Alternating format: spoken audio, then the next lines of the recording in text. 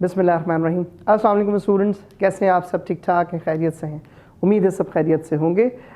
मेरा नाम डॉक्टर मोहम्मद आतिफ अता है और आप देख रहे हैं मेरा YouTube channel doctor Mohammad Atif अता।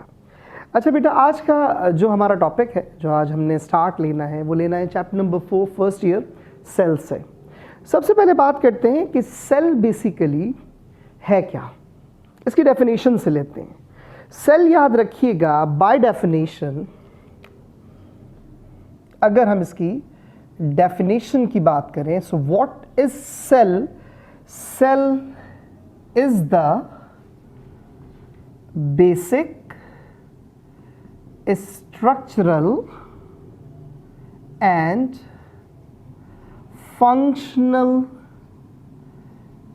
unit of life or living organism।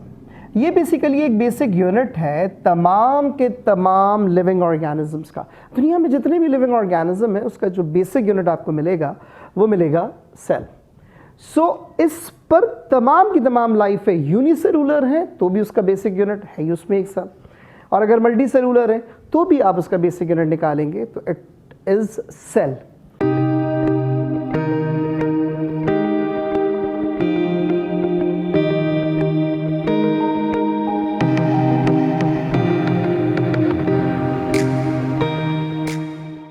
तो सेल ही तमाम के तमाम स्ट्रक्चर्स फॉर्म कर रहा है। सेल सबसे पहले डिस्कवर किसने किया? 1663 में इसकी जो डिस्कवरी है वो हुई है 1663 में बाय रॉबर्ट हुक। ये बेसिकली एक डेड सेल था जो कि एक वुडन कॉक के ऊपर देखा गया था। एक वुडन कॉक के ऊपर एक चैम्बर देखा गया जिसको कहा गया सेल। सेल कहते हैं चैम्बर को, ब्लॉक को। तो ये रॉबर्ट हुक ने 1663 में सेल को डिस्कवर किया और 1665 के अंदर यूज टर्म एज सेल। तो जो सेल की टर्म यूज हुई है वो 1665 में यूज हुई है और जो डिस्कवरी हुई है वो 1663 में हुई है। सॉरी, इससे पहले जो डिस्कवरी है, बेसिकली जो सेल की डिस्कवरी है वो डिपेंड करती है किस पर? एक ऐसे इंस्ट्रूमेंट पर, यानी एक ऐसा इंस्ट्रूमेंट बनाया जाए। सेल बहुत माइक्रोस्कोपिक स्ट्रक्चर है, तो ऐसा इंस्ट्रूमेंट बनाया जाए जिसके थ्रू माइक्रोस्कोपिक स्ट्रक्चर्स को देखा जा सके। That is termed as microscope. क्या कहलाता है? माइक्रोस्कोप। माइक्रो मीन स्मॉल, ऐसा टिनी पार्टिकल, इतना छोटा ऑर्गेनिज्म, इतना छोटा structure which can not be seen by our naked eye, जिसको हम अपनी आंख से ना देख सकते हैं। जिसको आंख से नहीं देख सकते उसको हम माइक्रो के अंदर रखते हैं।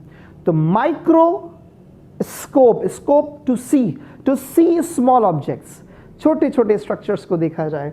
तो याद रखिएगा, माइक्रोस्कोप की जो इन्वेंशन है, firstly it was by David Janssen in 1590 में फर्स्ट टाइम डेविड जेनसन ने एक सिंपल माइक्रोस्कोप बनाई जिसे मैग्नीफाइंग ग्लास भी कहते हैं। उसके बाद जो डिस्कवरी इन्वेंशन आती है वो इन्वेंशन आती है कंपाउंड माइक्रोस्कोप की, जो कि 1610 में हुई by an astronomer that was Galileo. ठीक है, तो गैलीलियो वाज अ साइंटिस्ट जिसने फर्स्ट टाइम इन्वेंट की माइक्रोस्कोप। फिर माइक्रोस्कोप में फर्दर चेंजेस आती गई। चेंजेस आते आते 1610 से लेके 1935 में WM स्टैनले, जिसने फर्स्ट टाइम वायरस जो था TMV वायरस उसको देखा था, WM स्टैनले ने फर्स्ट टाइम इलेक्ट्रॉन माइक्रोस्कोप बनाई जिसके थ्रू आप दुनिया के सबसे छोटे ऑर्गेनिज्म, ऐसा ऑर्गेनिज्म जिसको बॉर्डर लाइन पर रखते हैं, it may be living because it is living in living system and it is non living outside the living system, वो भी देखा जा सकता है। उसे कहते हैं इलेक्ट्रॉन माइक्रोस्कोप। तो ये एक बेसिक हमारे पास कुछ डिस्कशन थी regarding invention of microscope, and discovery of cell. अच्छा, एक बड़ी इंटरेस्टिंग बात बताऊं, पूरी बॉडी के अंदर सेल्स कितने हैं? अगर आप एक छोटा बच्चा लें, अगर आप एक चाइल्ड लें, तो एक छोटे बच्चे के अंदर अप्रॉक्सीमेटली 2 ट्रिलियन सेल होते हैं। कितने सेल्स होते हैं? 2 ट्रिलियन सेल। लेकिन अगर आप इसकी जगह एडल्ट लें, एडल्ट में होते हैं approximately 60 trillion cell. 60 trillion cell. और इससे भी इंटरेस्टिंग बात, रोजाना कितने सेल्स टूटते हैं? रोजाना सेल टूटते हैं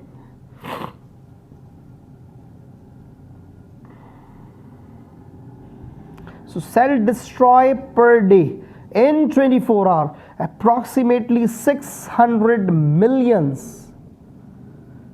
ये वो सेल्स हैं जो रोजाना ब्रेक होते हैं। जब ब्रेक होते हैं तो ऑब्वियसली इतने ही बनते होंगे, जितने टूटेंगे उतने। वेयरिंग एंड टीयरिंग कंटिन्यूसली चल रही होती है। एक बहुत आसान सी बात बताऊं, हमारी बॉडी में नेचर ने क्या किया है कि जो बायोमॉलिक्यूल्स हैं उसमें ग्लूकोज की, कार्बोहाइड्रेट की ड्यूटी लगा दी, आपने एनर्जी देनी है। क्यों कार्बोहाइड्रेट की ड्यूटी लगाई? क्योंकि अगर ये काम प्रोटीन को करना होता तो प्रोटीन बाकी काम कैसे करता? बॉडी के स्ट्रक्चर्स बनाना, सेल बनाने में, मसल्स बनाने में। हमारी बॉडी का जितना टेक्सचर है ये मेनली बना हुआ है प्रोटीन का, तो ये कैसे होता? क्या करते इसका? ये सारी गड़बड़ हो जाती। तो नेचर ने क्या किया? कार्बोहाइड्रेट्स की ड्यूटी लगा दी, आप एनर्जी दें, आप ये फंक्शंस करें, आप वाला फंक्शंस करें। तो ये नेचर ने एक मैकेनिज्म जनरेट किया है।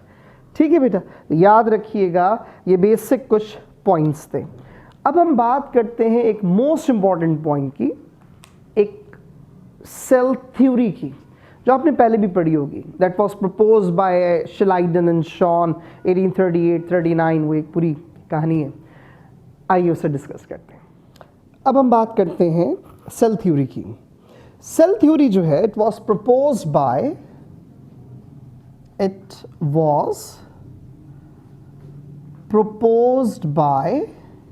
यहाँ पे 2 साइंटिस्ट के नाम आते हैं जिन्होंने स्टार्ट लिया था। वैसे तो 3 साइंटिस्ट के नाम है, लेकिन 2 साइंटिस्ट के नाम आते हैं जिन्होंने ये स्टार्ट लिया था। उसमें एक का नाम है शॉन और दूसरे का नाम है शिलाइडन।